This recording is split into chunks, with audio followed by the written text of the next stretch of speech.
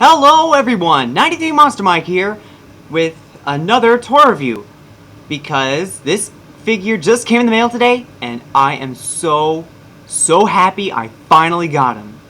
It is the EX Natsunomeryu, the 2001 reissue figure. I can't believe I finally got my hands on this figure, and it is my very first Ultra Kaiju in my entire Kaiju collection. So to kick things off, let's start with the tag. Really nice tag. Hang on. Came with protective seal. And it did come unattached, by the way. So yeah, here's the tag. Ultraman Max. Ultra Monster Series. There's Ultraman Max battling Natsunomeryu. Nice mugshot right there. And Tsuburaya Productions. Natsunomeryu in katakana. There's the back. Yeah, all that stuff. Whatever. Yeah, so yeah, the tag. Awesome. But no trading card. But, that's okay. And now for the figure. For those of you who are not entirely sure on the history between this guy, Natsunomeryu first appeared in episode 9 of the Ultraman Max series, in which he is a entombed dragon-like kaiju that was trapped in a lake by some warrior many years ago. But then when these business guys were trying to make the village on the map, they made Natsunomeryu into a tourist trap thing, similar to the Loch Ness Monster of Scotland, or Issy, which is the Japanese version of Nessie. So anyway, they destroyed the temple that was supposed to keep the dragon locked away. They destroyed it. He got free, started to rampage about the lake. Ultraman Max came, put out the flames, did some battle. But then this girl, who has great respect for the dragon, tells Max that he was only defending his home, and Max sent Natsunomeryu away to who knows where. He did make somewhat of a cameo in Ultra Galaxy Neo? Correct me if I'm wrong. In which his neck or tail was severed and it's being eaten by Gamora or something. And that's pretty much his entire history. As for superpowers, well, given that he has a freakishly long neck, just like what King Ghidorah did to Godzilla in 1991, he could use his neck somewhat to how a python would use to strangle its prey. But aside from that, Natsunomeryu also breathes a stream of blue fire from his mouth. Not like Godzilla's atomic ray, it is legit fire, except it's blue. So that's pretty much the superpowers of Natsunomeryu. Oh, and this part here, they can spread out and become wings made of fire. So that is really cool. And now let's kick it off to detail. And the detail on this figure is so superb. I mean, look at that. He even put some detail in his mouth, like you can see the tongue, all the spikes on his face, his elk-like horns, his neck, and each of these is unique. His rattlesnake-like scales. There's his serpentine. All the scales really remind me of a snake.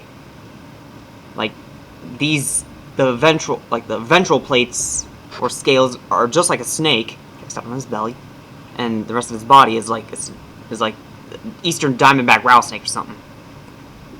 And there's his two-fingered, one-thumb claws with some enlarged scales on there. His dragon-like feet, so awesome. Let's look at that belly. Wow. Look at that. That is really awesome detail right there. Get a load of the back. Man, that is so good.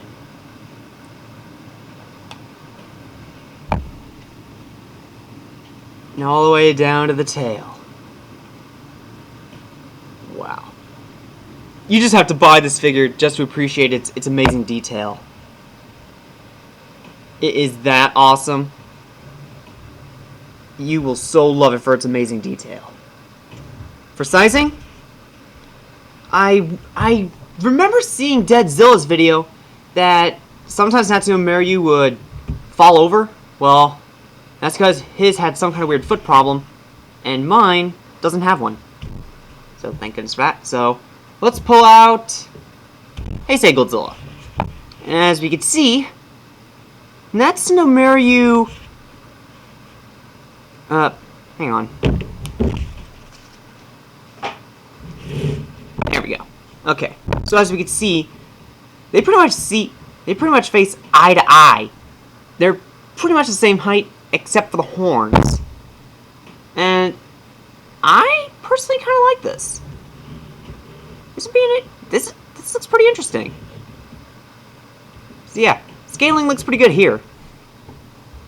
Why don't we pull out Gamera? Not too bad of a battle. Or not too bad of a scaling thing right here. Gamera versus Natsunomeryu. One more scaling with a LEGO creation, and what better than to pair him up with LEGO Ultraman Max. And I think this looks okay too. I mean, even though in the picture it looks like Natsunomeryu is towering over him, that's because he's standing more upright, but he's slanting a bit forward, so I think this looks okay. When it comes to posability for this guy, he has swivel arms and swivel legs. So just 4 points. Although, if you really want to go hardcore and whatever, he has a glue seal in his neck, a glue seal in his head, and a glue seal on his tail. And as you can see from the seam here, it's slanted, so I really don't think I want to break that. So yeah.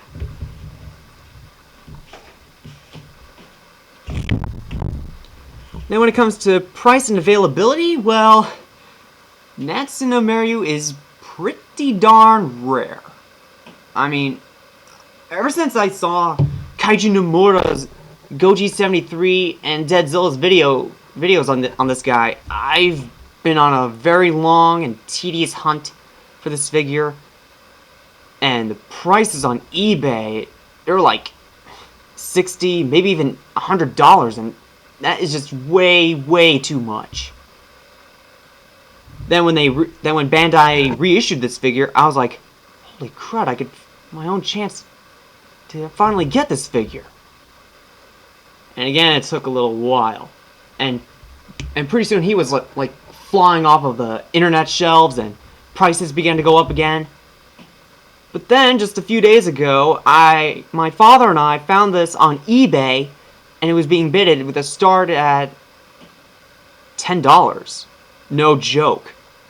Then, when the bidding was about to be done, we put in the final bid at $11.50. We won the bid. So, yeah, my dad and I managed to get it for $11.50, plus shipping, of course. And at the price I got at it, that is a steal for this figure. So the price and availability, really rare. So if you find this figure for a price anywhere from $10 to $20, what are you waiting for? Pick it up. But the highest price I would go would be $30. So anywhere below $30 would be good. So for a wrap-up, detail, undoubtedly 5 out of 5. His history and powers, pretty good. Even though he's like a one-time monster. Sizing is good. Posability, you can manage it. Price and availability, very rare. So in the end, I give this figure a perfect 5 out of 5. Well guys, I hope you enjoyed this review. This has been 93 Monster Mike, and I'll see you guys later.